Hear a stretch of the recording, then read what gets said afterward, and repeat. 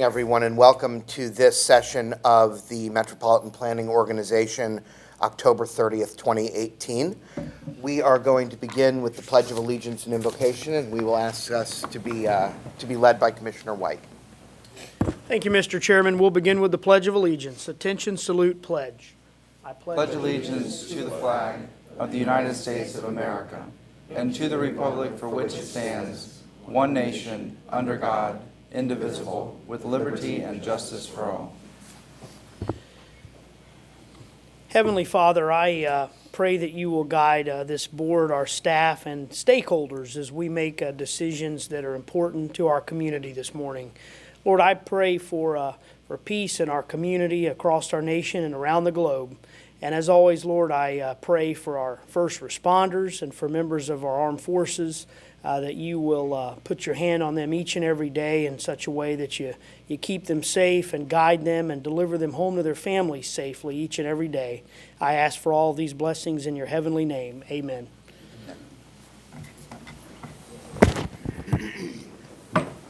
All right, before we begin this morning, let me just read this memo from Chairman Miller.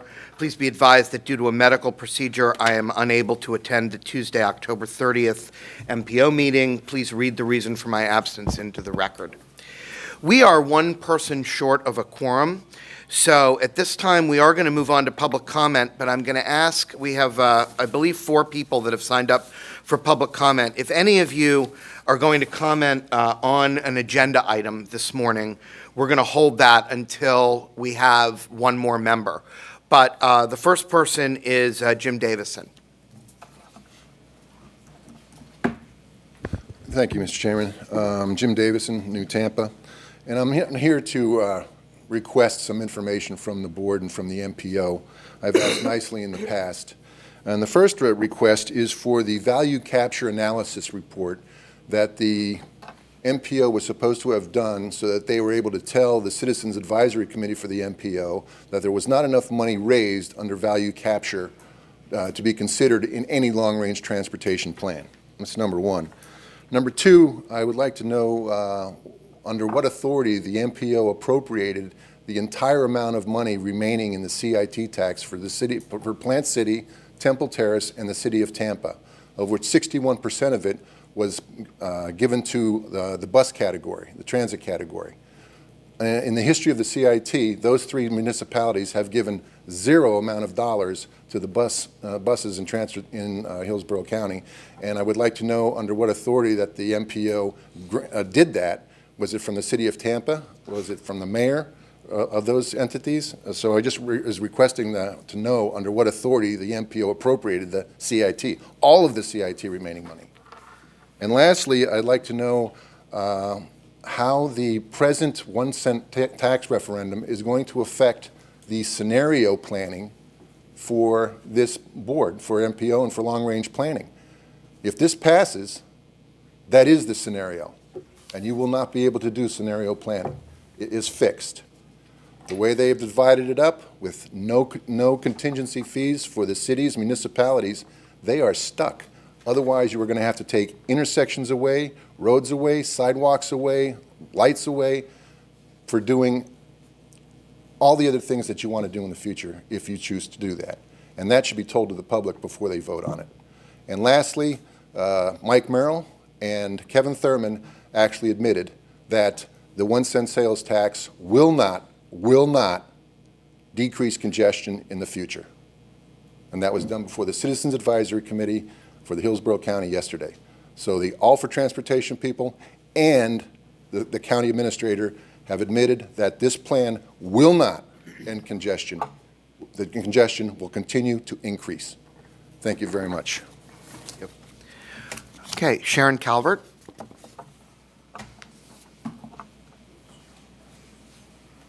Morning. I'm Sharon Coward. I live in Sierra Verde and Pinellas. Who has read the 5 pages of the charter amendment in here? Okay, I hope that everybody would have. And Ms. Alden, I'm sure you've read it. And in All for Transportation has stated, and Ms. Alden has told me directly, that this proposed tax hike is funding the MPO's 2040 LRTP. And as I stated at the previous MPO meeting, Ms. Alden was asked to present at the August 23rd Tampa City Council meeting regarding this tax.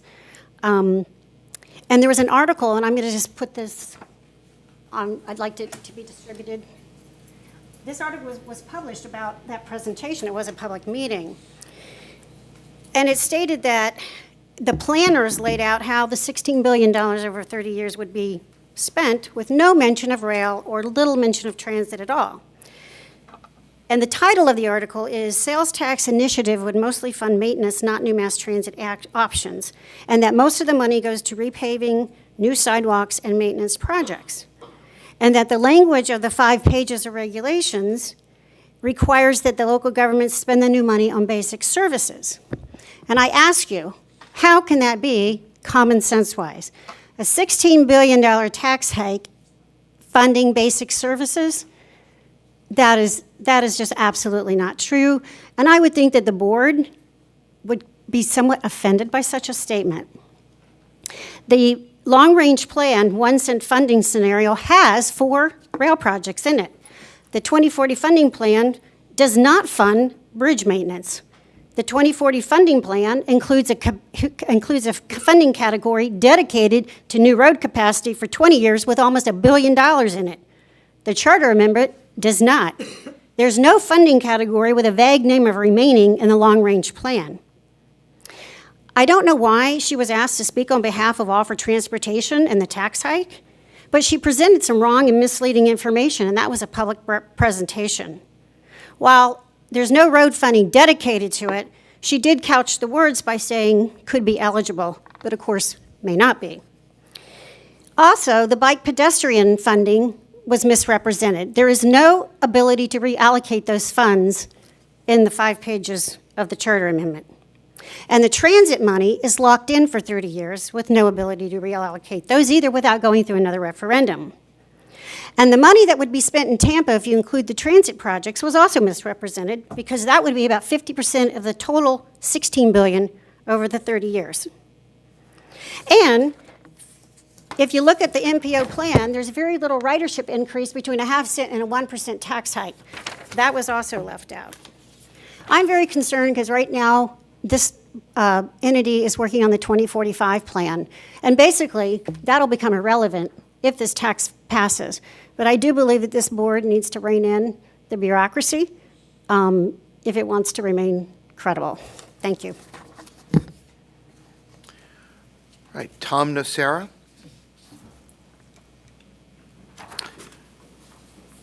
And after that, we'll have Chris Vella.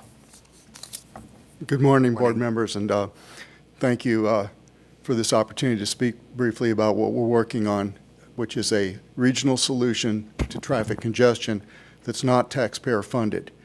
I want to request the opportunity to go into detail on our plan at the next available opportunity before you. I would need approximately 10 minutes to make a presentation. We did this at the MPO board meeting recently up in Pasco County and received a resolution of support from Pasco, from that board. We're going down to Sarasota Manatee's board meeting on November the 6th to similarly make a presentation there.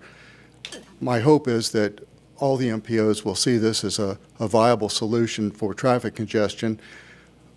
We represent a technology that's brand new, 21st century passive maglev technology developed by Skytran. If you go to the skytran.com website and look at the 2-minute video there, you'll understand how this can transform the entire Tampa Bay region into having the most modern and most, I think, by far the best solution given our location with the peninsula and the long bridges and causeways that we have. I think we've got a much better solution than trying to add lanes to roads that are already maxed out right now. So if you look at that website and skytran.com, and if you also might want to take a look at tampabaytransit.com, that's one of our 3 or 4 websites that we have up and available right now. I thank you, and I hope that I'll hear back from you with regard to an available time to make the presentation. Thank you. All right, Chris Vella. just double click. Oh, well, there it is. Sorry. All right. Good morning. My name is Christopher Vella. I live in Tampa, Florida, 33605. I'm just here to I know we're going to get a new board in the next meeting, and so I just want to talk about my general concerns going on with the TBNX project. The map that you see there, the green star is where I live. I live next to the interchange. The white stripes there are the streets that are missing because of urban renewal, the original I-4, and then the original interchange project. One of the problems that I'm finding out while we're proceeding forward with the TBNX is that they're not including streets. Now, these streets have been put in as early as 1889, and some of them were platted out as we got towards the 30s. So I know that there's this big issue about observing the MOU, but the problem with that is these streets have been here longer. This neighborhood's been here longer. Let me go to the next page here if I can figure that out. Oh, you don't have... Oh, there we go. Okay. Oh, it's fine. Okay, so, and then as I go to this next slide, the red area is what FDOT wants to take away. So as you can tell, that's going to be a larger barrier in my neighborhood. I'm just a small section in a landmark district, and here I am giving away all this property. Well, the state wants to do that in my neighborhood for about 90 miles of highway work. So when we talk about disproportionate values here, I'm suffering a lot. I'm going to be suffering from a lot of blight, pollution, noise, you name it, it's going to happen. And it's destroying our property taxes here. I'm going to go over to a Sanborn map, which is from 1931, I believe. Green star is where I live. So this is kind of looking back before 1996. And you can see that I have a grid over there, just where I live. So I now can connect north and south and east and west. So when we're considering about historic values in neighborhoods, we have to think about the streets that connect places and how this area is so rich with historic architecture to having multiple uses in zoning and property. Having these properties returned back could really help out Tampa and also increase our taxpayer base. I'm going to wrap this up. I know there were some comments about AFT, and so I just want to say, even though as a minority, I've been hurt by sprawl and roads, I support the funding because I want that funding to connect my neighborhood. I want to connect to transit. If I'm able to get transit to serve my neighborhood, that means I decrease the amount of pollution I have to deal with. So with that in mind, please share my concerns to the future board, and thanks for hearing me out. All right. I think that is the end of public. Commissioner White. Thank you, Mr. Chairman. Going back to Dr. Davison's remarks, Ms. Alden, if you or your staff could work with him on the questions that he asked, and Mr. Clark, to the extent that any of his questions amounted to a public records request, if you could help see to it that he gets those records, I'd sure appreciate it. Thank you. Thank you very much. We are going to move now. I think we have not picked up another member since we did the public comment. So we can go over to our status reports, and I believe that, I'm not sure if Mr. O'Malley is here from Brightline or not. Yep. Good morning, sir. We can go ahead and talk to you. Thank you. Got here just in time. Let's see if I can find the presentation. Bright line, yellow line. So if we don't have a quorum, we're done soon. If you want to discuss action items, you can talk about them. You just can't, because I know a lot Forward of it with this. second action item was a lot of discussion stuff. But Thank you, Mr. Chairman.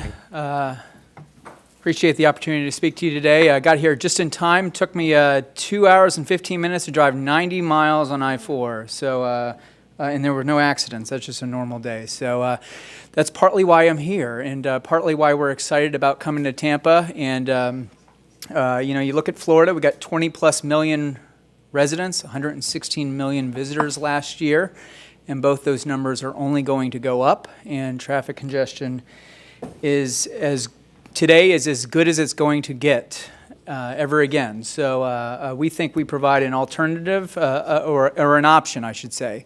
We're not going to solve transportation in the state, but we are going to provide a travel option between cities in the state, between the major cities in the state, and we're going to do that as a private funded enterprise. So we are a privately funded and operated railroad, and excited to give you a quick update about where we are right now and where we hope to be going in the coming years. So right now we are up and running. So we are operating between Miami, Fort Lauderdale, and West Palm Beach. We started West Palm to Fort Lauderdale in January as kind of a soft opening, and opened our Miami station in May, which is really the anchor to the entire system. It works. Miami makes the whole system work. Tampa to Orlando probably wouldn't work on its own, but Tampa, Orlando, Miami definitely works, and Miami's a key part of that. So we are up and running. We run 16 trains a day, pretty much every hour, between the 3 downtowns, and it's been very popular down in South Florida, and ridership has been ramping up according to expectations, extremely popular on the weekends. So a lot of excitement, and the question we get from South Florida riders all the time is, when are you going to Orlando? And they're also excited about going to Tampa and having that connectivity among the 3 major markets. Our stations are, the 3 stations that we have running right now are gateways to those downtowns. They're all 3 are located in the heart of those downtowns, and we've got great connectivity from our stations. So just like when we're going to come to Tampa, just dropping people off in the downtown, and that's not the end of their trip, so it's not the end of our responsibility. That's the end of our operation, or their ride on us, but we still need to make sure that they have that last mile connectivity to get to where they're going, because if they don't have that, they're not going to ride on us. So we need to make sure there's good connectivity in our stations. And to use Miami as an example, our Miami station connects to Metro Rail, which goes out to the airport and other places in Miami-Dade. I know a group that came down in August to tour with Mayor Buckhorn saw that connectivity to the airport. We connect with Metro Mover, which is the downtown circulator in Miami. Next year, in 2019, Tri-Rail will come into our platform. So we built platform space for Tri-Rail to operate into a Miami Central Station. We also have a partnership with Lyft. We have a branded Lyft pickup area. Uber and other rideshare use it as well, but we've got that connection with rideshare. And through our partnership with Lyft, our riders get a discount on their Lyft ride. We've got bike share at all of our stations. We're talking with some scooter companies about possibly providing that. And then we also, Avis has a desk at all of our stations, and through Avis, we have a partnership not just with Avis, but also with Zipcar. So we've got connectivity with all different modes. We're also working with the downtowns of those 3 areas to improve walkability in the general downtown area. So big part of being that gateway is making sure that last mile connectivity is there. In addition to being a rail company, a big part of what we do is real estate development around our station. So when you think about transportation, not just rail, but roads as well, we don't do a good job, or public agencies don't do a good job of capturing the value that they create. So we'll build a highway out to a rural area, build an interchange, and then others capture the value around that interchange by investing in the real estate. Even though the public expense was made for that interchange, others capture that value. Likewise with train stations, public train stations, others capture that value around the train stations, not the public agency that actually built the rail system. So we are, as a private company, we are trying to capture some of the value around our stations. And just to use Miami as an example, we own 9 acres in downtown Miami in the Overtown section, and we've built two Class A office buildings, 2 residential towers. The office buildings are completed and completely leased. The residential towers are not completed yet, but they are topped off, and when they are open, we'll have 816 apartment units in there, and then also about 150,000 square feet of retail, including or not including a Publix that's going to go on the ground floor of one of our office buildings. So it's a great, we capture that value around our station, but also this is a great revitalization of the Overtown area of downtown Miami. If you went to Overtown about 5 years ago, it was just not a place you wanted to be, and the place now is just booming. It's energized, not just with what we're doing, but nearby property owners are making investments in their property as well. So we have served as a catalyst for development and redevelopment in that area. And provided jobs, not just through us, but through the Publix and the office buildings, access to jobs that weren't there before. So another benefit of what we're doing, and this is another important part of our business component. I share this with you because in looking at Tampa as an extension, we're looking at the areas, about a half dozen, we haven't settled on a site yet, but we are looking at some different sites between downtown and Ybor.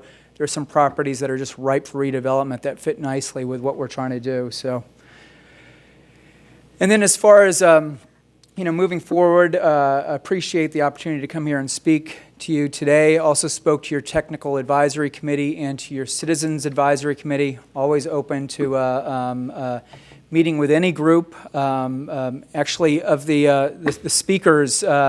I think I've spoken with groups, different groups, a wide variety, diverse opinions and demographics, but the public comment speakers spoke to a lot of groups that they've introduced me to as well. So we'll speak with one person over a cup of coffee. I'll speak with 200 people at a luncheon, whatever. And so if there are opportunities with either your individual jurisdictions or other groups that you're involved with that would benefit from a presentation, I would welcome the opportunity. And it's never too early in the morning for me to get here. So I would also invite you to come down and ride on Brightline. I know Ms. Scherberger has been down there with Mayor Buckhorn, but if you get a chance, come down, tour our Miami Central Station. I think it'll blow you away. I think you'll be impressed. Take a ride on the train, or even when you're over in the Orlando area, if you want to see where we're going to have our Orlando station at the airport. It's not built out, but I can take you through the shell and take you down on the platform where the trains are going to be, and that's pretty impressive as well. So invite you to take a tour with us anytime. And then the other thing I would say is ask your support either collectively or through your individual organizations is to, if you do support what we're trying to do, is to encourage Florida Department of Transportation to move forward. You don't have to be pro Brightline, but I would just say be pro something. So we will be submitting a bid to use to lease the rail envelope on I-4, and whether they choose us or another company, I would just say we had an opportunity 8 years ago, and passed on that. And I'm not going to get into whether or not that's right or wrong, but this time we have a private entity, at least one private entity that is looking to make private investment on that corridor, and we're hopeful that we hope DOT chooses us, but either way, we hope DOT doesn't pass on the opportunity. So I would encourage you, if you do support what we're trying to do, to make that opinion known now instead of waiting till after maybe a decision was made, and then it's too late by then. And then. This is the most important slide of my whole presentation, is my cell phone number and my email address. If you have questions at any point throughout this process, if you have questions, suggestions, concerns, anything like that, please don't hesitate to call me or email me. And again, be happy to take any of you, again, collectively or individually, on a tour of either Orlando or our Miami station. So, Mr. Chairman, thank you for the time. Councilman Maniscalco, I know, has a question, and there may be others. Yep. Okay. How would I get to West Palm Beach from Tampa? Would it go Tampa, connect in Orlando, and then continue on to West Palm, or would it be, because you mentioned the I-4 envelope, how would it work? You would go Tampa to Orlando, then down to get from West Palm to Orlando, which we have started work on right now. You're going to go up the Florida East Coast Railway and then come over to Orlando along the 528. So we have a similar agreement with the Central Florida Expressway Authority where we're leasing space on the 528 to the Orlando International Airport. So from Tampa, you would go to our Orlando station and then go down to West Palm Beach. And do you happen to have an estimate of travel time? For those markets, no, but from Miami to Orlando will take 3 hours. From well, I guess, and from Orlando to Tampa would take a little less than an hour. Okay, so it's because Tampa to Miami is what, about 4.5 hours? By car? By car on a unreliable basis. Okay. Yeah. So, and an unproductive basis. So you're working, or you can do work while you're traveling on us too. And what about ticket cost? Does it compete with Amtrak, or is it cheaper? Is it? It's more than Amtrak, I can tell you that, but it's quicker than Amtrak, it's more reliable than Amtrak, it's a nicer experience in Amtrak, frankly. But it's comparable and competitive with it's cheaper than flying, and it's competitive with the true cost of driving. Okay. Now, is there a direct train ride from Tampa to West Palm via Amtrak now? Or do you have to connect through another major city? You might do, I don't know, you might, let's see, you go from Tampa, you probably have to go back up and then down through Winter Haven to West Palm. Okay. Yeah. All right, thank you. Commissioner Merman. Thank you. And Bob, I'd like to invite you to come to our, make a presentation at our Board of County Commission meeting. Great. I'll have my staff get in touch with you and set that up and possibly do a letter of support. Okay. Okay. Thank you, Commissioner. Commissioner Berger. Thank you. And Bob is definitely the hardest working guy, I think, in Florida, doing tons of presentations on Brightline. And I think you mentioned, asked for our support just in the concept of having a connection between Orlando and Tampa. And definitely, speaking on behalf of the airport, we're highly supportive of some type of connection between Orlando and Tampa. And whether or not it eases congestion or makes the congestion go away, it certainly will provide an alternative to people who would prefer to not drive. Thank you. Mr. O'Malley, I think you're already scheduled to come to Tampa City Council, but if you're not, I'm sure that one of us will be interested in doing the same thing as Commissioner Merman, because I think it's a real good idea for everyone to hear the presentation. Great. Thank you. Is there any other questions? Yes, Commissioner Cowan. I know I wasn't here for the presentation, but I want to thank you. I've been out to see the multimodal center, actually at the airport, so I'm not sure what you presented. I'm very excited about the Brightline possibility, I guess, with the RFP out, and looking forward to that connection that we would have to Orlando and on to the rest of the south part of the state. So, and thank you so for much. coming. Thank you for visiting the Orlando station. Thanks. Thank you. All right, thank you very Mr. much. Chairman. So now we have a quorum, so we are going to go back to the approval of the minutes. Can we entertain a motion for approval of the October 2nd minutes? Second. We have a motion from Commissioner Merman, seconded by Commissioner White. All those in favor, please indicate by saying aye. Aye. Opposed? All right, thank you. Ms. Torres, committee reports and online comments. Good morning. Torres, MPO staff. Your committees approved and forwarded to you for your approval the TIP amendments for Bloomingdale Avenue and US 301 intersection and the Hart CAD AVL bus equipment replacement. They also sent to you the autonomous transit feasibility study for the USF campus for acceptance as a concept by one of the committees voted 10-2. The nay votes were concerned about impacting bicycle cost effectiveness versus bull runner service and how to pay for an autonomous transit service. The policy committee passed motions for the renewal of the interlocal agreement with T-BARDA for organizational and administrative services for the MPO's Chairs Coordinated Committee. That's on your consent agenda.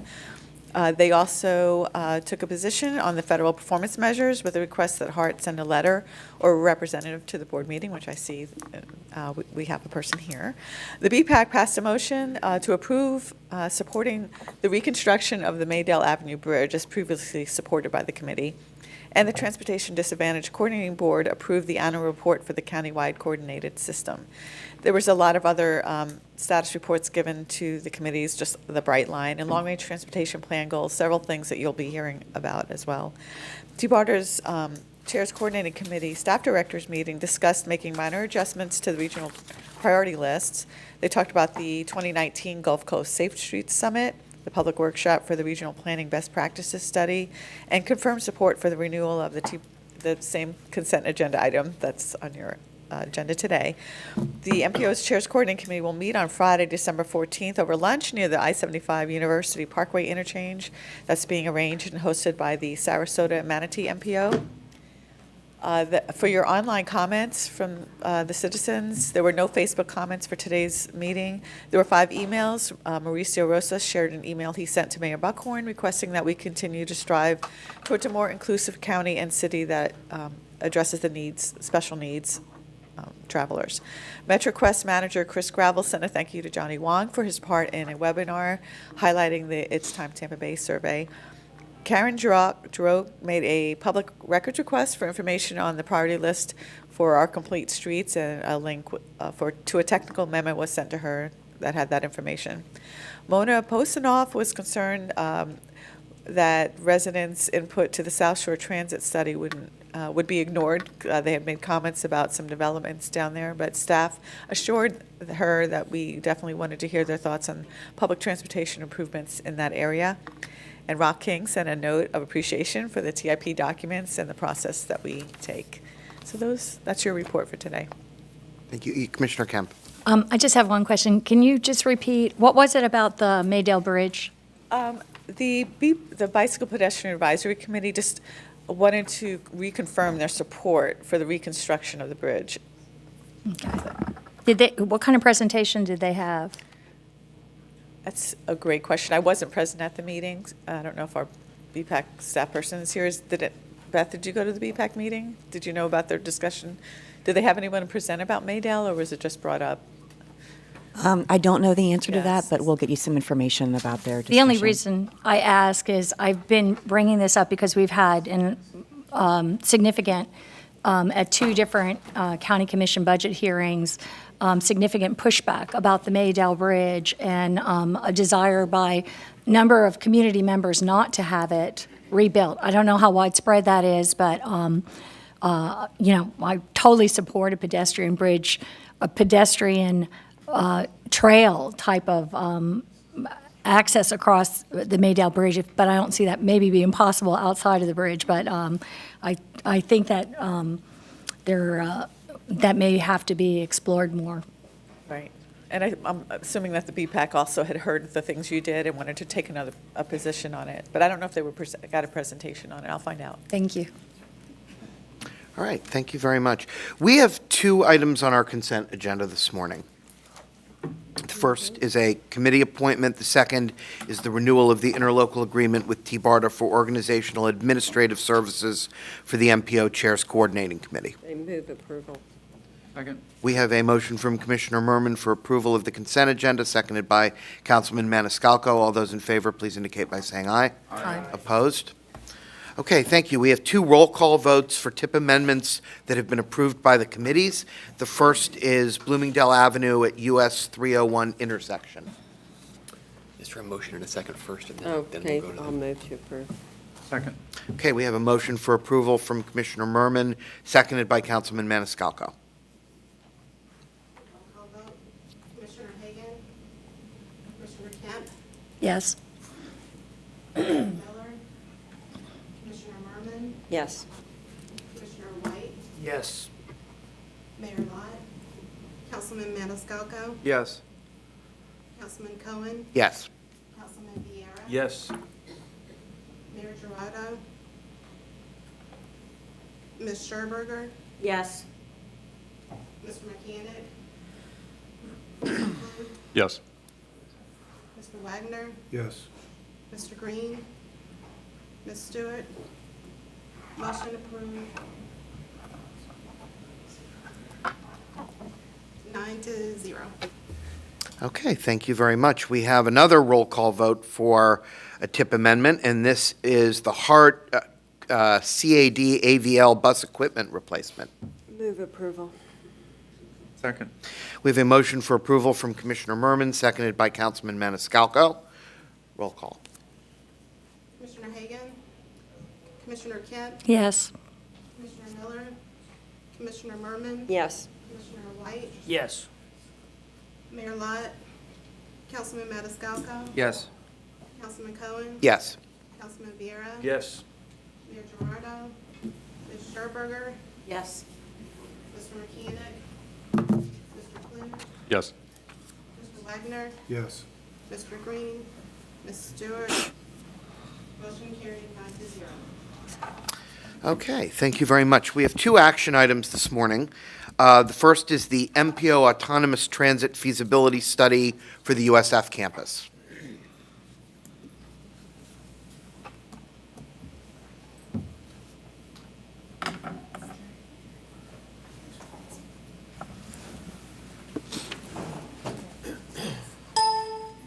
I got it. That's okay. Thank you. Good morning. Good morning. I'm Allison Ye. I am the MPO project manager for this study, so I wanted to give you a little background. The MPO is required to look at autonomous vehicle technology in our planning process, and there's been really a lot of public interest in the media about this, so we had put this into our work program, and in some discussions with the Innovation Partnership, we had thought that USF would be a perfect place to take a look at this technology. We chose USF as an area that we could collaborate with the Innovation District, and we are not asking for funding in this study today. We're just going to tell you about our findings and to let you know that the service is going to be complementary to all the other services in and around that Innovation District, including the recently launched circulator in the area. So with that, I'm going to turn it over to Brian Pissarro with the Center for Urban Transportation Research, and we'll take questions afterwards. Thank you. Good morning. My name is Brian Pissarro. I'm a senior researcher at the Center for Urban Transportation Research at USF. And so I'm just here today to kind of share with you the findings of our study where we looked at the applications of an autonomous shuttle on a USF campus. So what I'm talking about here, these are low-speed shuttles. They generally operate about 15 miles per hour to carry 15 passengers, and they're electric. Just a few quick facts about the USF campus. Right now we're at about 43,500 students and 14,000 faculty and staff. Of the students, about 18%, or about 7,800 of them, live on campus. It's a 3-square-mile campus, so to get from one side of campus to the other is a little bit of a hike. The existing mobility options on campus include the Bull Runner bus. We have a campus bike share program, which we call Shareable. And we also have walking, of course. Over the past 10 years, the university's been investing quite a bit of money to making the campus more walkable. The campus has a campus-wide speed limit of 25 miles per hour, which the reason why I mention that is, again, because the shuttles that we're talking about that we would like to bring to campus are low-speed shuttles. So we have a campus-wide speed limit that is already low and is conducive to that. We're not the only area in the country that is interested in these types of driverless shuttles. What you see here is a map of other locations that either have autonomous shuttles in operation or are close to having them in operation. Two that I want to point out because they're kind of relevant to the study that we did are Ann Arbor and Gainesville. And the reason why I point those out is because both of those projects are also on university campuses. The one in Ann Arbor is at the University of Michigan, and the one in Gainesville is at the University of Florida. That project is sponsored by Regional Transit System, the local transit operator. They just recently begun testing of autonomous shuttles that are going to run between downtown Gainesville and the UF campus. This was a limited purpose study. This was not a traffic impact study. This was not a study where we looked at a cost-benefit analysis between autonomous shuttles and just more traditional bus service.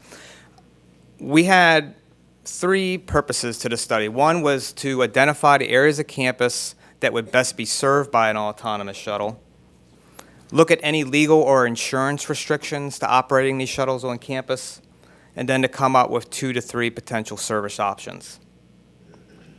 We did student outreach. We did a number of surveys. Initially, we did a paper survey that we handed out to students to take classes taught by Cutter faculty, and then we followed that up with 2 online surveys. One was distributed by USF Student Government, and the other was distributed by USF Students with Disability Services. Altogether, we collected 374. We also made presentations to the Student Government New Initiatives Council, and we also met with the USF Director of Disability Services. So what did we find out? There were basically 5 takeaways or highlights from the survey. The first highlight was that students at USF are tech savvy and are willing to ride in autonomous vehicles even if they don't know a lot about them. So for example, in the survey, we gave students a number of statements, and we asked them, do you agree or disagree with this statement? So with the statement, when it comes to new technology, what best describes you? And 46% of the students said they like to use new technology before their peers do. So in other words, these are the type of people that want to have the latest version of the iPhone before any of their friends do. When we gave them the statement, how likely do you see yourself using driverless vehicles when they become available? The pie chart on the left is from the student government survey. The pie chart on the right is from the disabled student survey. In both of those, over 60% of the students said they were likely or extremely likely to use driverless vehicles. So we have an audience on campus that is both tech savvy and is open to the idea of riding in an autonomous vehicle. Second highlight, a third of the students say it is still hard to get to class from where they park. Third highlight, there's a demand for nighttime bus service combined with a sense that the campus is not safe to walk at night. When I say there's a demand for nighttime service, I need to clarify that. The Bull Runner does run at night. Monday through Thursday, it runs till midnight, but however, on Friday, it only runs till 5:30 p.m., and on the weekends, the only buses that operate are the off-campus buses, and they only operate till 9:30 in the evening. So I think what we're seeing here is a demand or a desire for more nighttime service. So in the survey, 60% of the respondents in both of the student government and the disabled survey said they wish the Bull Runner ran at night. Almost 50% of the female respondents in both surveys said they do not feel safe walking on campus at night.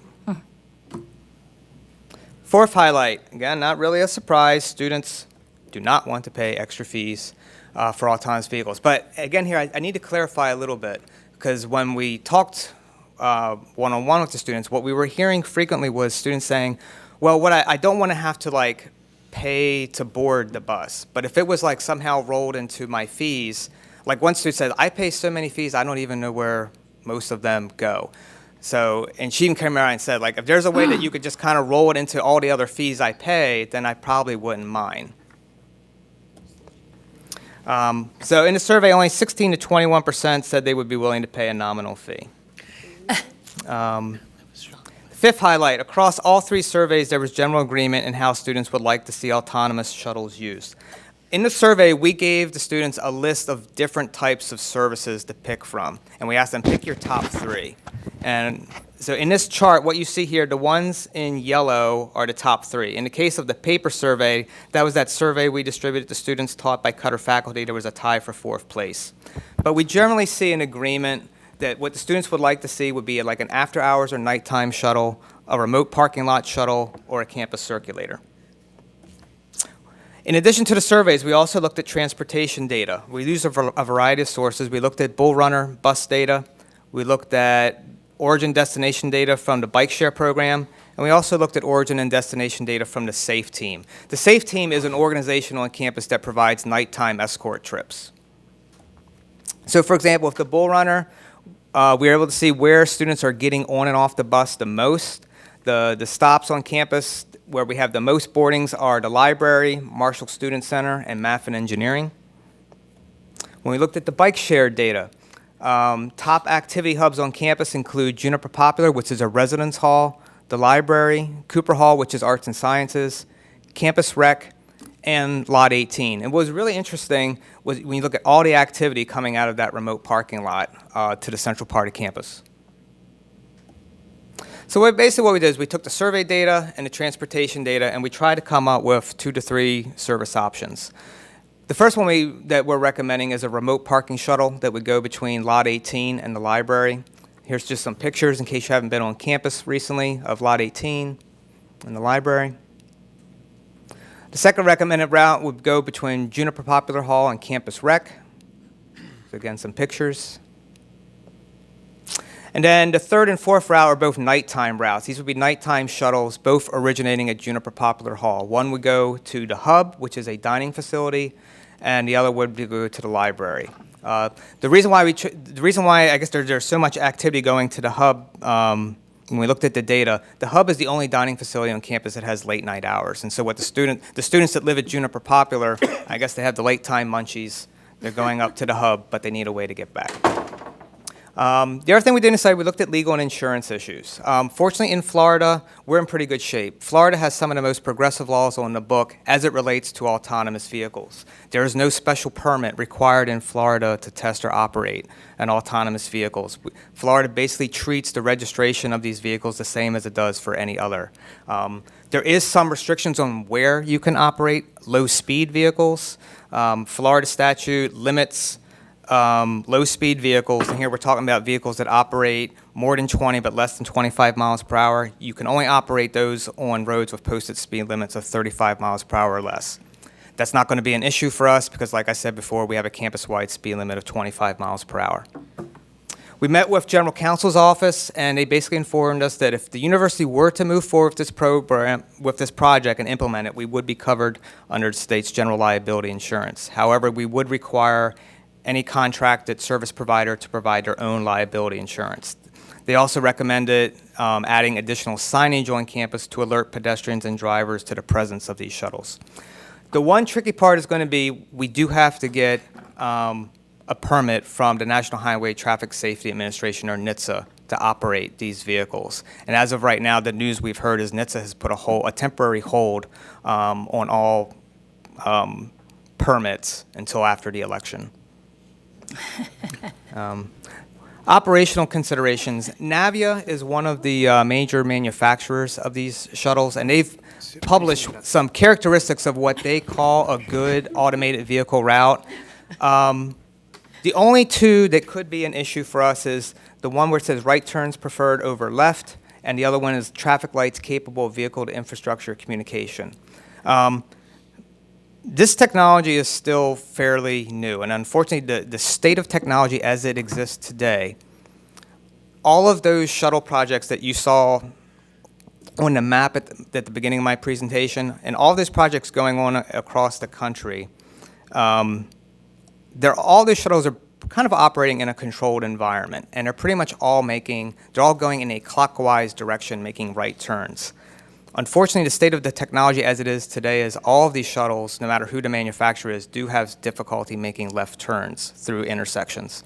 For example, down in Babcock Ranch, where they're running these shuttles, they have a safety attendant on board. So the shuttle will come to the intersection, the safety attendant will visually make sure that the intersection is clear to go through, and then he will push a button, and then the vehicle will go through.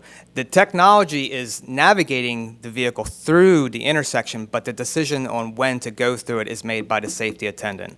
And in fact, all of the projects going on in the country right now with these shuttles all have a safety attendant on board. That's just the way the state of the technology as it is today. Finances, how much is this going to cost? We looked to Gainesville. They have a 3-year project. They were funded 100% by FDOT for theirs. They got $2.5 million to do 3 autonomous shuttles between downtown and the UF campus. They gave us some figures that we could use to come up with estimates. Using those figures that they gave us, we're estimating that a 12-month pilot project on the campus would be $700,000. That assumes 2 shuttles, 10 hours of daytime service, and 6 hours of nighttime service, and that would just be in the fall and spring. We still need to find out how we're going to pay for this. We're going to be going to the USF Student Green Energy Fund to ask for money. We can also be looking at the federal level. The FTA just recently published what they call their STAR program, which is basically, it's their 5-year outline for what they want to do with automated vehicle research, and it does include money for demonstration projects. So we could potentially go after that. We'll be looking at foundations. Obviously, we'll be looking for some support from FDOT, and then there's always advertising revenue. Next steps. Parallel to this study, there is another study that is going on, also being led by Qatar, that is focused on doing a 2-week demo on campus. They were hoping to do it in the fall. Right now, it's probably going to have to wait until January, but they're trying to do a 2-week demo on campus just to expose the students to it. It's kind of a lead-in to the 12-month demo. Once we identify the funding for this project, then we'll be prepared to write an RFP and issue it. And that concludes my presentation. Thank you. Yes, Councilman Vieira. Thank you, Mr. Chair. No, just wanted to comment that this, when I see efforts like this. We have debates on bigger ideas, things like BRT, all for transportation, Brightline, Orlando to Tampa. But it's also small things like this proposed program at USF, like if you've read about Bird, taking all of those scooters downtown. Little innovative ideas like this, and this isn't really a little idea, but more limited ideas like this that are transportation revolutions that are going to yield big results in the future. And I'm really, really happy that this is something that's being done at USF. The surrounding area is an area where high-tech jobs constitute about 1 in 6 in the larger USF North Tampa area. If you read in the paper, I think it was about 6, 7, 8 months ago, there was a $1.5 billion multi-year investment that's going to be coming from the numerous stakeholders, including USF, Moffitt Cancer Center, Florida Hospital. In other words, this is an area with a tremendous amount of growth potential, for expansion, and it really all originates from that technological center, which is USF. So I'm really happy to see it there. And I had a question. When you were talking about I guess this is me asking as an attorney. I saw on liability limits, I would assume that we would be covered, or that this effort would be covered under sovereign immunity in case there was some sort of tort dispute, or would I be wrong? I don't do a lot of public sector litigation, but I would assume, if you know. Yeah, and to be honest, I don't know much about sovereign immunity, so I'm not even going to try to answer that. Okay, well, just for a later time. Okay. Thank you. If it's operated by USF, yes. I would think so. Yeah, I Okay. would think so, too. Absolutely. Okay, good, that's what I thought. Yeah. Commissioner Kemp. Thank you. That was pretty fascinating, and I have a number of questions, but one thing I was just a little, you didn't take into account staff at all, even though it's a huge part of what I think might use any vehicle. I know there's a problem with HART because we cut off some of the earlier buses that were going through campus, and for some of the staff, I've heard that there's been a real need because they arrive at work much earlier than most of the students are around, and that they have really missed the 6 a.m. route or 6 to 7 a.m. route that went there because they were expected to be at work at 7 a.m. So I'd just like to throw that in there for consideration when things are done, because I know that's a massive staff there and using a lot of the parking. But some of the other things, I was really fascinated to hear this update. Did you say 2 shuttles at $570,000? Is that what that was up there? Are you talking what we're estimating? Yeah. We're estimating 700,000 for 2 shuttles. 700. So that's, and that was to operate like. That would be for the 4 routes that we're discussing. So 2 of the routes would be during the day, and then the other 2 would be at night. Okay, because that is very, it kind of jumped out at me because that is very, about the same cost as a really robust bus service route. So that was interesting to me because they would have, and I assume they would have safety monitors on them? That's, without a doubt, we are going to have a safety attendant on all of the shuttles when they operate. And I thought it was very interesting about your left turn issues, but I know it looks like there's a lot of rethinking about how fast automated vehicles are coming online or possible in the whole kind of technology world. NHTSA having held up, but that being the small part of it. Just reading kind of Steve Wozniak's announcement 2 weeks ago, I think that really kind of shook some of the thoughts about all of this, saying that it would probably be decades before anything was possible, and so I just wonder.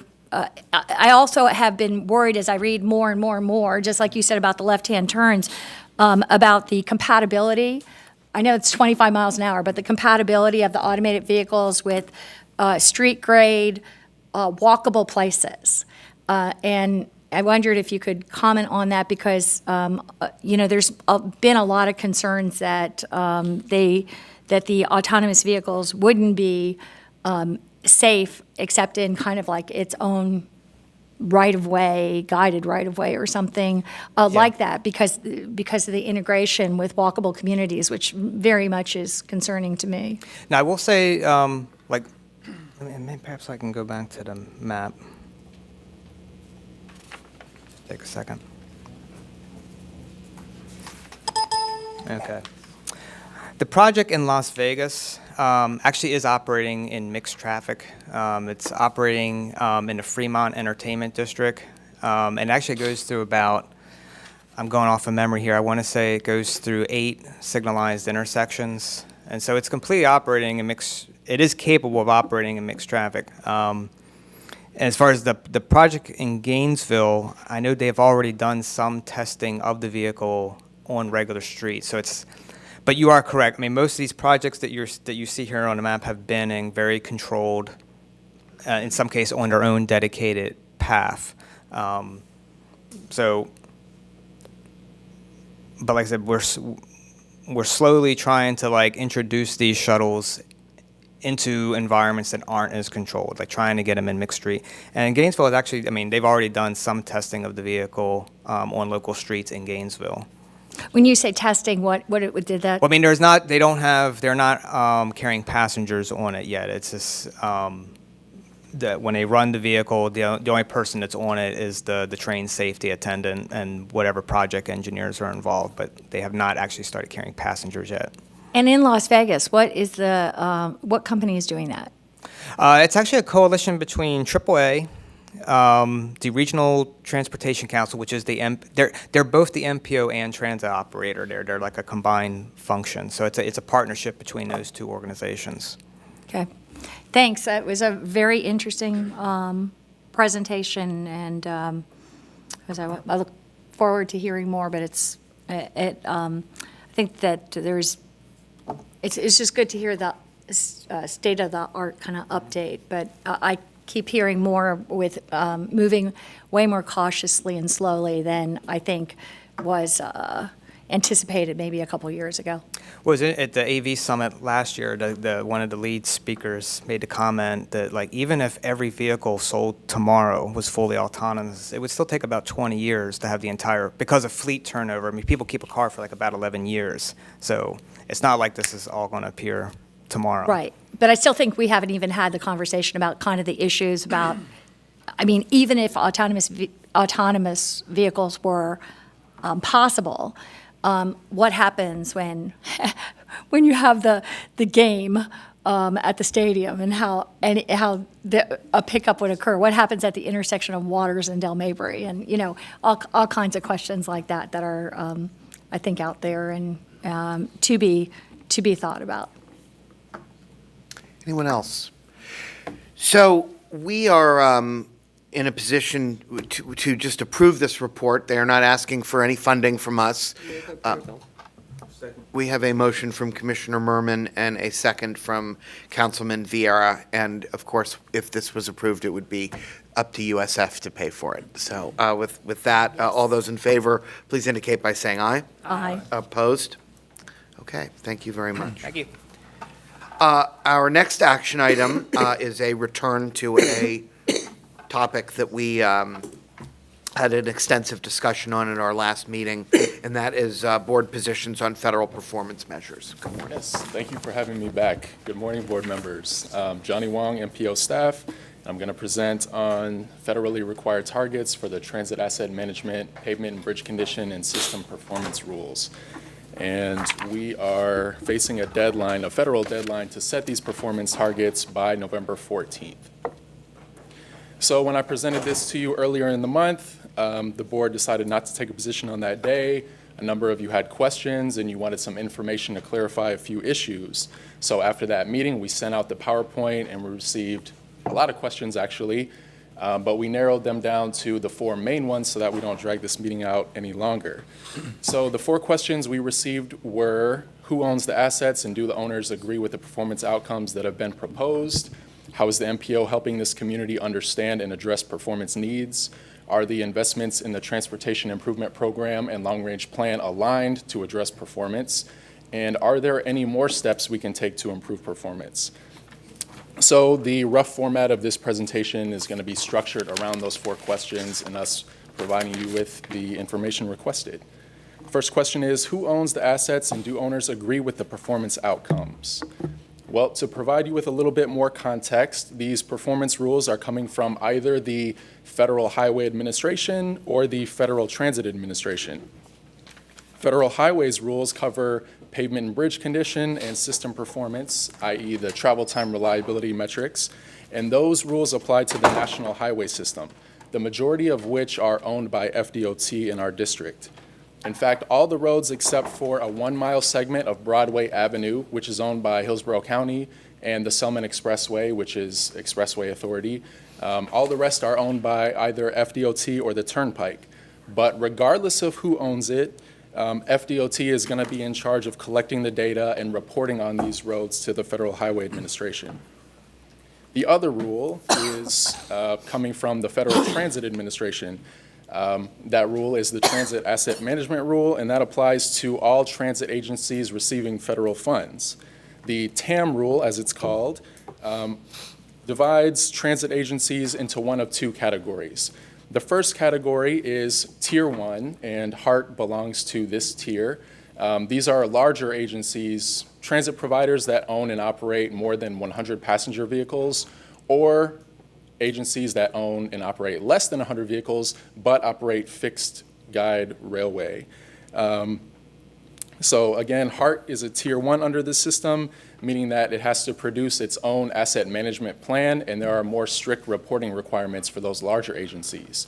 On the other hand, smaller Tier 2 agencies own and operate fewer than 100 vehicles, and these would be TBARTA. The implications of this rule are that Tier 2 agencies have less stringent reporting requirements. The map on this screen is showing what the National Highway System looks like in Hillsborough County. If you look kind of toward the middle of the map, upper left or just above, go to the middle of the map and up a little bit, and then to the left, that solid blue line is Broadway Avenue. That 1-mile segment is county-owned. And then the green squiggly line is the Selman Expressway, of course. All the others in red are owned by FDOT. You may note already that FDOT is going to be the lead agency for the performance measures and targets.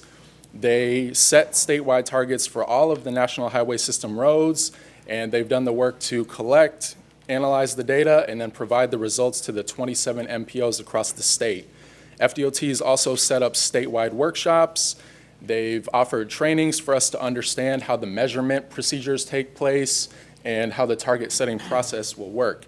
They've coordinated all of that through the MPO Advisory Council.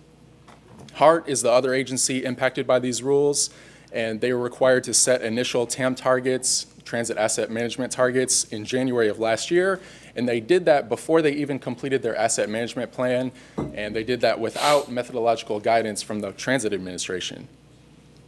Earlier this month, HART approved its final asset management plan, and they provided us with the plan data so that we could calculate the condition of transit assets, because what is required for HART to report is different from what is required for MPOs to report. HART's asset management targets were a function of the total percentage, or I'm sorry, they were a function of the total dollar value of the assets in good condition. Alternatively, MPOs are required to present or to calculate the total percentage of all assets that are not in good condition. So the measurements are different. In order to complete what is required for us, HART sent us the data, we did the calculations, and the numbers are shown on the handout in your packet. We showed those calculations to HART staff. They concurred with the numbers, the methodology, and the targets, and they provided us with an email to show that they concur.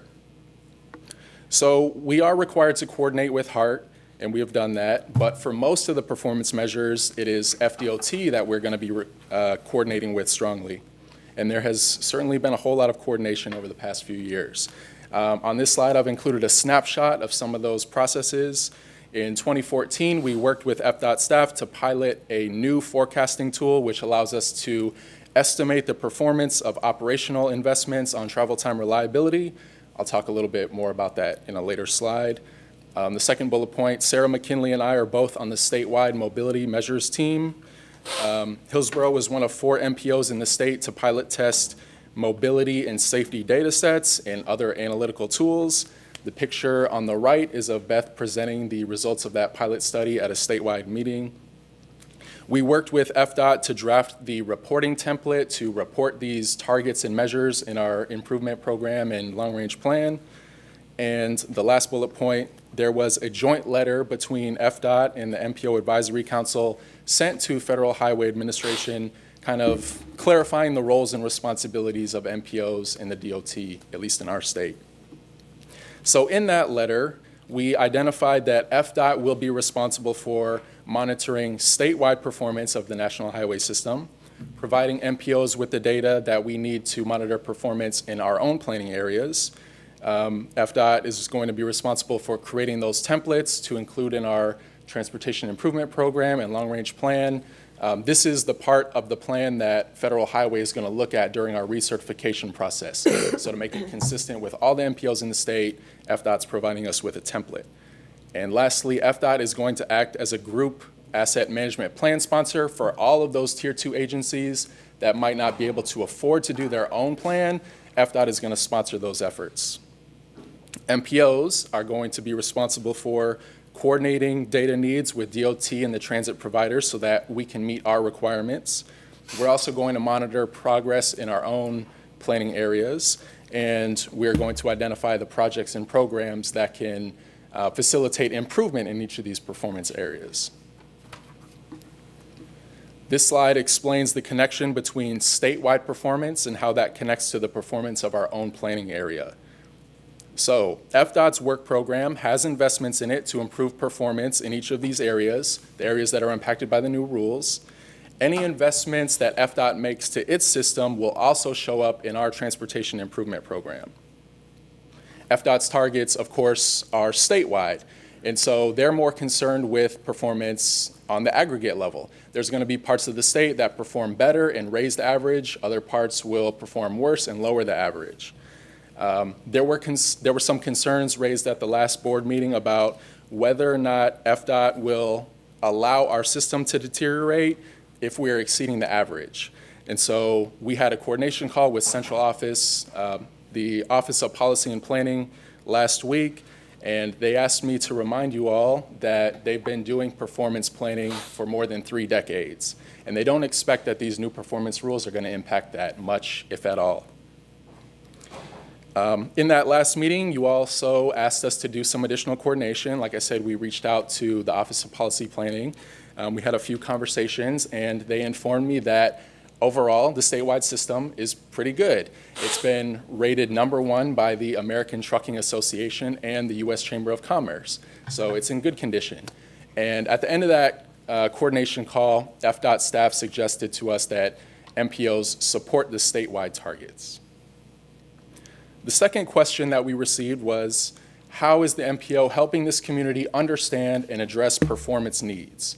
And these aren't necessarily related only to the National Highway System. These performance needs kind of cut across all roads within the county. So the answer to that question is we are addressing, or we are elevating the profile of performance needs across the county through a process of scenario planning. In our last long-range plan update, we did 2 rounds of scenario planning. The first looked at major investments, and we were able to forecast vehicle hours of delay. What we found through that process is that across all 3 growth scenarios, travel time reliability and performance is going to get much worse. The least worst option was scenario C. Our second phase of the outreach looked at scenarios for funding. And so we asked the public to take a survey to identify the level of performance on the network that they desire. And we were able to ascertain what level of performance they desire by how much money they're willing to invest to improve those performance areas. So they were able to look at how a low, medium, or high level of investment would impact all of the program areas that are seen on the screen.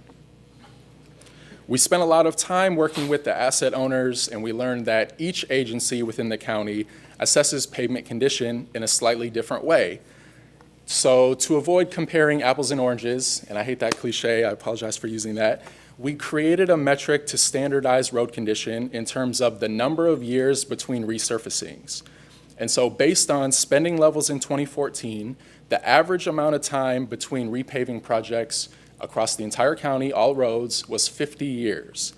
The survey that the public completed, however, showed that they want roads to be repaved between 10 and 20 years. So there's clearly a disconnect between what the governments were doing and what the public actually desires. In that same survey, to forecast travel time reliability, we were the first MPO to pilot a tool called the SHARP2 C11. That's a long acronym, Strategic Highway Research Program. I don't know what the C11 actually stands for, so let's just go with that. We were the first MPO to pilot that tool, and this was really useful because the way that we typically model traffic and what the travel time expectations are going to be is with something called the Tampa Bay Regional Planning Model. That model can tell us where traffic is coming from, where it's going. It can tell us approximately how congested the system will be, but it can only tell us the impacts that capacity projects have on travel. The C11, on the other hand, goes a little bit further. The C11 can tell us what the impact of capacity projects and what the impact of lower cost operational improvements can be. And so by using the C11 tool, we were able to determine that by 2040, for all levels of investment, reliability will be much worse. I already shared that with you. The bar graph at the bottom of the right was made in 2013, and it shows that in 2013, trips were taking 1.5 times longer during rush hour than other times of the day. But by 2040, at 2013 status quo levels of investment, trips would take 2.5 times as long. By 2040, if we chose to make significant investments in things like advanced traffic management systems and intersection improvements, we could reduce that 2.5 times trip down to 2 times. So bad, but not quite as bad. In the survey, we gave the public 3 investment options for system preservation. At the 2013 status quo spending level, roads would be repaved every 50 years on average, and buses would be replaced every 26 years. At the medium level, roads would be repaved about twice as often, and buses replaced every 16 years. And at the highest level of investment, roads would be repaved every 17 years, which matches FDOT's guidelines, and buses would be replaced every 10 years to fit the Federal Transit Administration guidelines.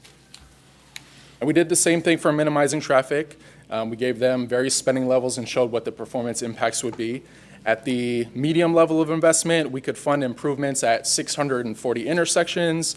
The high level of investment covered everything in medium-low, plus freeway investments like the ones that Ron Shin presented at the last meeting, the I-4 frame projects. I'll actually describe those in a later slide because I know not everyone was here. This slide in front of you is for nostalgia purposes. This slide shows how the investment options were displayed on the survey screen. And so everyone taking the survey could see on the right how the plan that they've assembled compares to the status quo spending levels, again, back in 2014. Despite the survey providing warnings, 82% of respondents exceeded the budget, meaning that they were willing to pay more than status quo to improve performance on the network. And as a result of that outreach effort, you all took a strong position to say that status quo performance and status quo spending were not desirable. You all wanted to identify revenue and use it to improve performance in the areas that the public told you they cared about most, and that's what happened. So rather than having roads be repaved every 50 years and buses replaced every 26, you did not adopt this into the cost feasible plan. You adopted an improved financial scenario. You expanded funding to make the needed investments in the performance areas that were lagging the most. All right, the third question was, are investments in the Transportation Improvement Program and Long Range Plan aligned to address performance?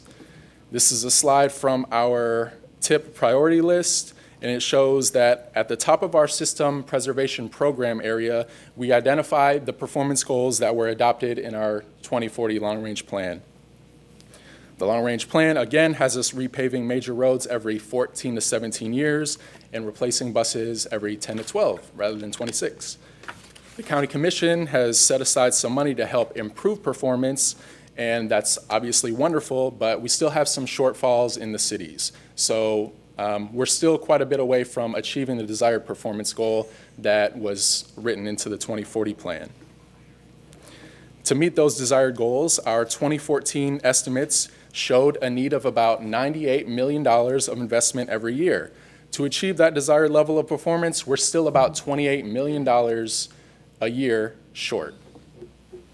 And that trend continues in the congestion management program.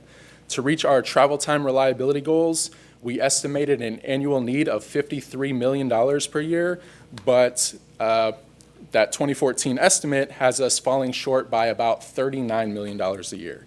So there's clearly a lot of need, and we know that resources are not unlimited, but the board has definitely been great at directing what funds we do have to improve performance, again, in those areas that the public cares about most.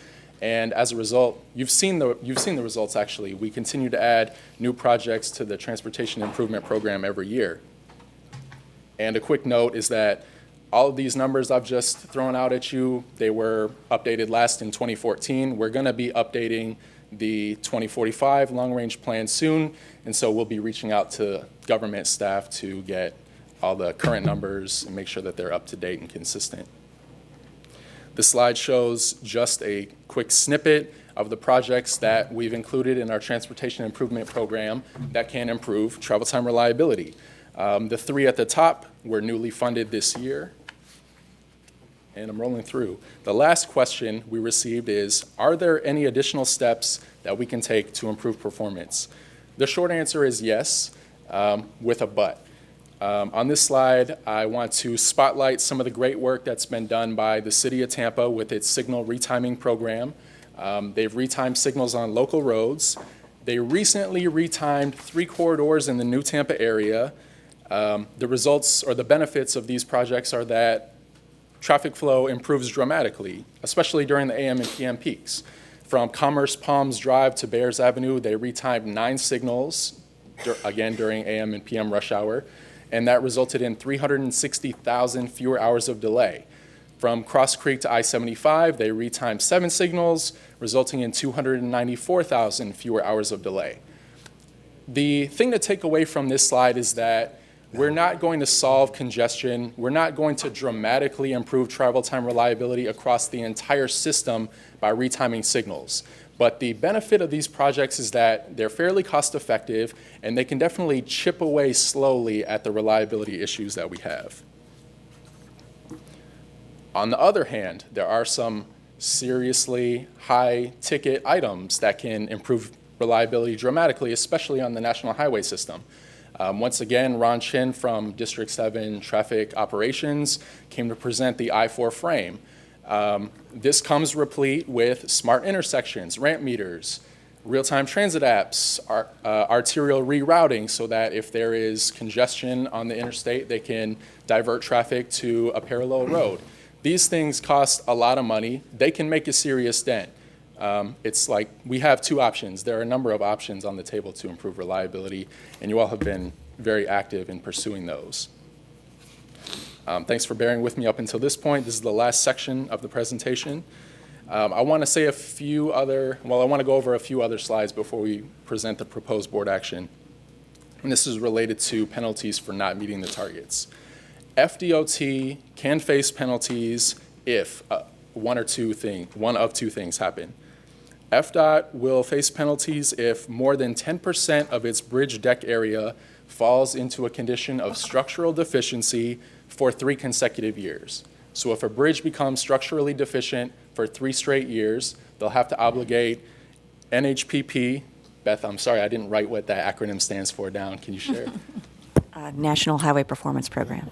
Okay, so if the bridge falls into if it deteriorates to that condition for 3 straight years, they'll have to obligate funds to maintain that or to improve that.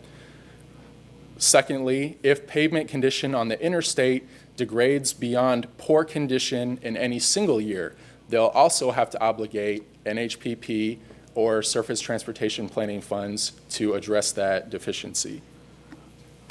There are no penalties to the transit agencies for failing to meet their transit asset management targets. In fact, a Federal Transit Administration representative was at a conference that we recently attended, and they told us that the administration is likely not even going to be reviewing the TAM plans.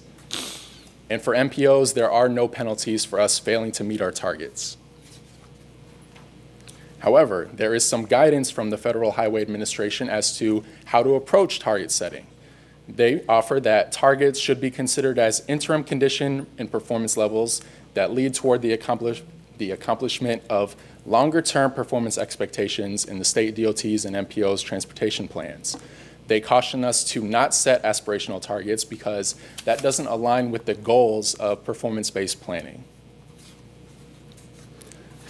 A few of you also wanted to know what other MPOs are doing, so we reached out to a handful of larger MPOs across the state: Metro Plan, Orlando, Ford Pinellas, Sarasota Manatee, Jacksonville, and Miami-Dade were the ones that returned my calls. And they told me that they're all agreeing to support the statewide performance targets for the National Highway System. And we have a few suggested board actions. So this is the end of the presentation. The first is to support FDOT's statewide performance targets for the National Highway System and accept the transit asset outcomes emerging from the 2018 HART Transit Asset Management Plan. The second is to communicate in a letter to FDOT that we want them to continue to maintain the condition of National Highway System bridges in a state of good repair. We also request that they fund bottleneck near-term fixes, which might help us improve travel time reliability. Some of these fixes include integrated corridor management, advanced traffic management systems, ramp changes, and other TSMO, that stands for Transportation Systems Management and Operations projects, and include those on our priority list. And lastly, communicate to the TMA leadership group that the HART maintenance facility should be a top regional priority and that those TSM&O projects should also be prioritized at a regional level. That was a lot, I apologize, but I'll be happy to answer any questions you have. Questions or comments from board members? Commissioner Kemp. Thank you. I know that you had a painful time before presenting this, but I'm just curious. There's not many times that we talk about this, but you had reliability up there, and basically I thought it was, you talked about 1.5 times longer rush hour, and then it could go into 2.5 times. I thought it was an interesting measurement, rush hours compared to other traffic. And then in terms of reliability, it seemed like one of the major, I know you had that little list of addressing, and the signalization, I think, is really important, and we haven't really had a presentation on that in the 2 years I've been on the MPO, and I'm really interested in learning more about that. But it looked like the signalization was the main fix on that, rather than, what I always hear about and seem to encounter is adding lanes. And so my question was around, I support I think we do need timing. That's been pointed out. Sam Schwartz, when he came here, thought that we had terrible signalization in Hillsborough County in particular. But I'm wondering about lane adding as compared to reliability, and how is there a measurement for induced demand? Because what I thought about was the Katy Expressway in Houston, Texas, which is, as I understand, the largest road in the world, 26 lanes. And by the way, 6 lanes, I think, of the surge pricing toll lanes type of thing there. And completed it in 2008. And I think within 6 years, they reached again the same 2-hour longer rush hour to get home. Right afterwards, people could do 30 minutes or 30 minutes at night in the middle of the night. But within 6 years, they were back to 2 hours for the half hour. So I'm just wondering about if you can comment to any of that, how induced demand fits into it, and about adding lanes and things like that. To be honest with you, I wasn't able to find any published papers that deal with the topic of induced demand relating to capacity projects as opposed to demand relating to operational improvements. I would say, if I could make a comment, both of those are tools in the tool bag. There are a ton of ways that we could address reliability, and that would be a really long list if I were to name them all. They all have a time and a place. The signal retimings, they definitely made a significant dent for the people that travel those roadways to get from home to work. They don't necessarily move the needle much when you look at the entire system, but they can definitely make a positive difference in the lives of people who rely on those roads to get to where they live and work. Those are what we might call very, very low-hanging fruit. Okay, thanks. Yes, Mr. Wagner. So we went from a conversation about NHS system performance goals to talking almost exclusively about our local needs and what the improvements are there. The questions, and I raised some of them, were specifically to, do we make sure we inform others when we take actions on NHS improvements that are in the LRTP, and we don't do those or we delay those, what the impacts are on those performance reliability measures. And we didn't talk about that. I ask on slide 14, for example, you have those measures which are interesting and good to have, but that assumes that the improvements in the LRTP are carried out by 2040, and those include a lot of capacity improvements that DOT was going to do. If you take those out, what happens to these measures? What does it look like then? Because the status quo isn't truly a status quo, is what's reflected here. The status quo assumes DOT is going to carry out their program. And everything you talked about in here was, what if, our local systems aren't improved, and what happens and what is needed to make those improvements. And the whole topic we start out with was NHS, and as you outlined, that's all DOT. And so I want to be focused on those questions. I understand the others needed and necessary, but we're not being very clear with these board members and the community on what happens if the LRTP NHS program is not carried out. Yeah, Ms. Alden. Thanks so much, and that is an excellent point. So on slide 14, these do show the travel time reliability metrics. If all of the projects that were assumed for the Tampa Bay interstates were implemented by 2040. We also looked at scenarios without those interstate improvements. And Johnny, if you could go back to slide 11. So for, Sorry, and it's forward. I don't have mine numbered. Right. And so we ran a couple of scenarios of 2040 population growth and job growth, where we do shift around where that population and job growth would be, but significantly for the transportation planning process, different investments in the transportation system are contemplated. So scenario C included all of the express toll lane projects that had been proposed, not only for that initial round of TBX, but a wide range of express lane projects all across I-75, all across I-4. So it basically completely build out the express toll lane system on our interstate highways. And so even with some of the outward growth that would probably come with that, if there were development around interchange areas, new corporate parks, new corporate centers, that's what we were talking about in that scenario. Even with some of that outward growth, this also did the best job to contain the increase of traffic congestion.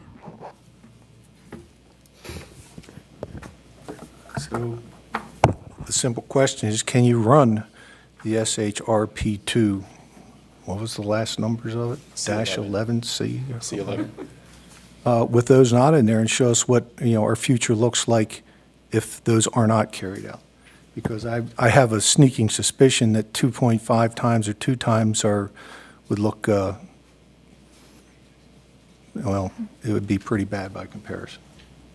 So if the board is in agreement, we'd like to do a similar analysis and use that Sharp 2 C11 tool again for our update of the long-range transportation plan in the coming year. Ms. Alden, I think you're indicating that, that kind of shows you what would likely happen, and I think that's an indicator, but if you got the ability, it'd be good to do it. If that's the kind of tool we're going to see run to show how other moderate improvements you can do benefit, that's fine. But I think you need to see also capacity is key to our remaining functional.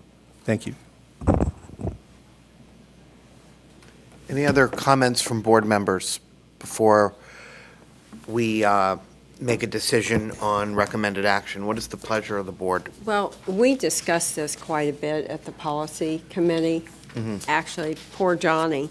He has, this is a lot of information to just take in 15 minutes. And I really do commend you for trying to bring it down to our level so we can understand it. But I do think it's something we need to keep on the radar, definitely, like Joe has brought up, Wagner. This is something that our road reliability and vulnerability is really important to our region. And I'll tell you what, as a commissioner, get calls every day about, poor quality of the roads. And Question. And city does too. And it's because of our growth. And you go back to that one slide that Mr. Wagner pointed out, slide 11, it really points to the fact. But I'll move approval. We did approve it out of the policy committee. Second. And move the board actions forward. Okay, we have a motion for approval from Commissioner Merman, seconded by Commissioner Kemp. Any further discussion before we vote? Mr. Wagner. Under reliability for travel time, I think we kind of cherry pick there with ICMs, ATMs, TSM&O projects. I think a general support to carry out NHS improvements in the LRTP would be appropriate as well. Sounds to me like that is a suggestion for an amendment to your motion. Okay, that's fine. Is that Do we want to vote on the amendment separately? Well, we do that at our board meeting. You vote on the amendment separately? We normally incorporate them, but I'll defer to your rules. Well, this is not a real formal action type board, so I'm fine with just incorporating it into the motion. Is that acceptable to the seconder as well? It is. Okay. So with that, we'll go ahead with the motion and the amendment that has been made and duly seconded. All those in favor, please indicate by saying aye. Aye. Opposed? Thank you. We have one additional status report this morning. That is the Florida MPO Advisory Council update.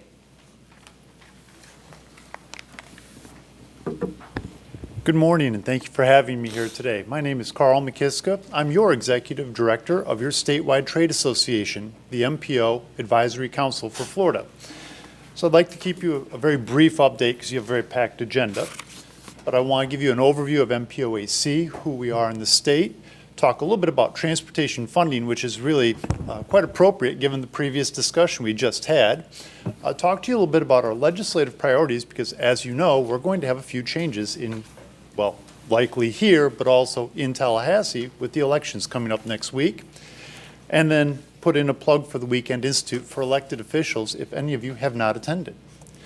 So starting out with MPOAC and the membership here in Florida, this is a graphic of the urbanized areas as defined by the Census Bureau from the 2010 census. And as you can see, it's pretty predictable. I would hope there's no surprises there. But then these are the planning areas for our member MPOs across the state of Florida. And you can see we cover most of Florida. And as you get north, we get into some very sparsely populated areas, which obviously would not qualify as being urban, which is why you see the white areas up north. And of course, Monroe County and the Keys don't have 50,000 people in any one location that are close enough together. And this is a combination of the two, showing you what coverage we have across the state of Florida. Now, giving you the graphic, I'd like to give you a few facts about that. In Florida, MPOs are kind of a big deal, really big deal. We have 27 MPOs here, more than any other state in the nation. And so obviously we carry a lot of weight, not only here in Florida, but nationally. Interestingly, in the state of Florida, our MPOs plan for 19.7 million residents, 96% of the population of Florida. So we are a very big voice for our residents as well as our visitors. We have 13 MPOs that have a geographic size larger than the state of Rhode Island. Think about that. Rhode Island is a little bit more than 1,000 square miles. 6 of our MPOs are larger than the state of Delaware, a little bit more than 2,000 square miles. 3 of them are bigger than Connecticut. And I don't remember how many square miles Connecticut is. I apologize. 9 of our MPOs have a population larger than the 9 smallest states, and that is lining them up, MPO state. I'm not reusing an MPO, I'm not reusing a state. Yes, we are a big deal. Let's talk about money, since we were just talking about performance measures. And how do you get performance? Well, generally it involves spending some money. I'd like to direct your attention to the pie, the piece of pie that goes from, let's call it 8:30, 8:45, or for some of us, bedtime, up to about 11:30. Those are federal funds. And you'll notice it's only 25% of the entire spending here in Florida. In many states, that would represent 80% of this pie chart. States like Louisiana, where they are completely reliant upon federal funds. Now, previously, when Dr. Wong was talking, you heard about the great condition of our transportation system here in Florida. That is largely due to the fact that we derive so many funds from Florida. If you look at the right-hand side, almost half of our funds are state-derived through our gasoline tax, through new wheels on the road, even documentary stamp taxes contribute a small piece to transportation funding. In total, this year, the transportation budget is $10.8 billion. But that is why when we have figures from across the nation about the condition of our transportation system, Florida is expected to look very, very good. So this is one thing that I feel we have really excelled here in Florida in doing, and we need to keep going in this direction. I do want to point out the Turnpike alone is nearly 20% of the revenues that come into state transportation funding. Now that ties into the next thing, which are legislative priorities. We do have a healthy budget, but one of the things we do say is let's continue to look at our opportunities to maintain our system in good repair by continuing our transportation revenues. We don't want to backtrack on this and let the system fall into disrepair, because when you get there, it becomes very expensive to bring it back to a state of good repair. Distracted driving. One of the performance measures that I do feel we will sadly fail in, or not necessarily fail, but will not look good in, will be the number of bicyclists and pedestrians that we are injuring and killing here in Florida. This is not a category I want the state to lead the nation in. Distracted driving is part of that key. Right now it's a secondary offense. We'd like it to be a primary offense. We've come very close, particularly in the last year. I'm hoping this legislative session we will meet with success. And the Transportation Regional Incentive Program. This is a program that was designed when the SIS was established that provided a dedicated funding source for entities like yourselves, for MPOs to pursue. In 2007, there was $150 million available in this fund for you to come up with your local initiatives that could improve your transportation system. In more recent years, it's been down around $11 million, and it's primarily because different drawdowns from the funding sources have been placed before this fund category of TRIP. And so it's been lacking in funding, making it difficult for you and other MPOs across the state to accomplish your objectives. We have some other priorities I want to touch upon. One of those is the flexibility in the use of funds. A lot of the funds here in Florida are dedicated to the SIS, to the National Highway System, but sometimes to the detriment of more localized roads. We are asking for greater flexibility so that there is greater latitude to you in establishing your priorities and identifying funds to go with those. And providing funding alternatives for transit operations. We commonly hear from transit providers, I can buy buses, I can't afford to put them on the street. We want to fix that. And then please recognize that federal funds are not state funds. The federal government will distribute money to states and give maybe 10 items that are eligible uses of those funds. The federal government does allow a state or state legislature to go ahead and restrict that to maybe only 8 uses. We're asking that federal funds stay with their federal intent. And lastly, advanced transportation technology. We see this as a low-cost way to improve congestion, or rather reduce congestion. And it's also a nod to one of your local legislators, Senator Brandis, who's been a huge champion of transportation. And this is our signal to him that if he wants to continue to advocate for automated vehicles, connected vehicles, we're with you. We will support you. And lastly, earmarks. These are not earmarks. These are cows in a field with tags on their ears. But we did have as a legislative priority this year, we're asking for no earmarks in the budget bill coming up. The reason for this is we find that earmarks commonly do more harm than good to the transportation system. Those are items that are identified by a member of the legislature, go into the final budget, and they bypass your MPO priorities. And it basically undermines the process you've established here, where you've put a lot of effort into analyzing projects, quantifying them, and saying this is what we want.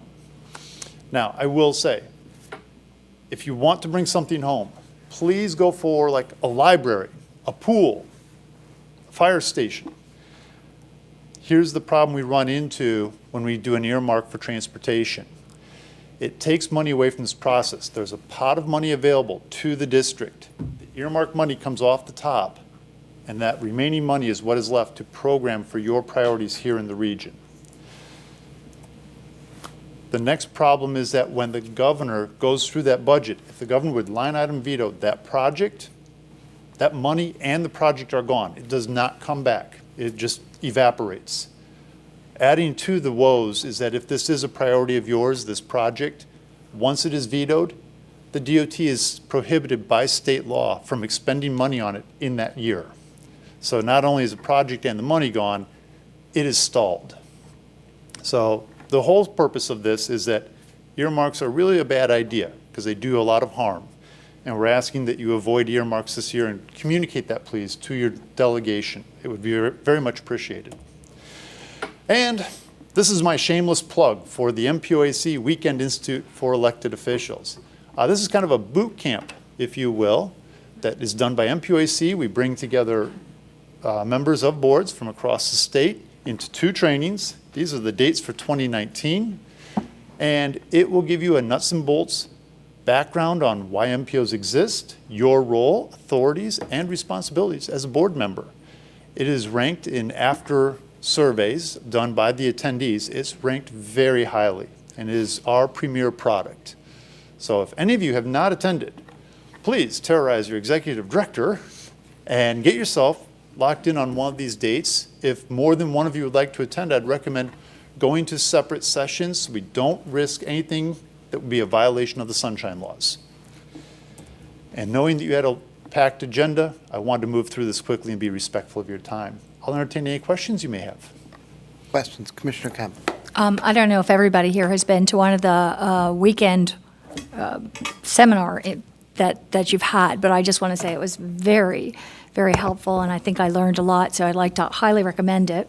Thank you. That would be my first. And my only second question is, where do your legislative priorities come from? So these were presented to my governing board, which is 27 members, one from each MPO here in the state, and they were presented annually and then adopted annually. They stayed relatively consistent over the years. The earmarks was a new addition to the list this particular year. And so And the board, that board of all the 27 vote on it? Yes. Okay. Okay, thanks. Pleasure. Mr. Wagner. Two comments on the CIS recommendation that you've presented.